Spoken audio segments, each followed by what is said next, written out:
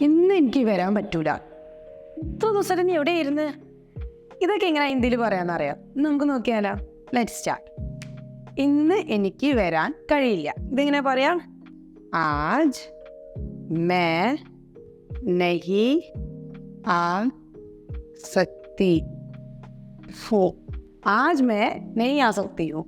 ഈ ഇന്നാണ് ആജ്, എനിക്ക് മേ വരാൻ കഴിയില്ല എന്നാണ് നഹീ ആ സക്തി ഹോ.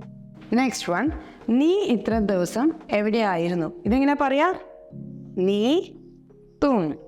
ഇത്ര ഇത്തനെ. ദിവസം ദിൻ. എവിടെയായിരുന്നു? കഹാ ഥി. അടുത്തത്, നമുക്ക് നാളെ കാണാൻ പറ്റുമോ? ഇതെങ്ങനെ പറയാം?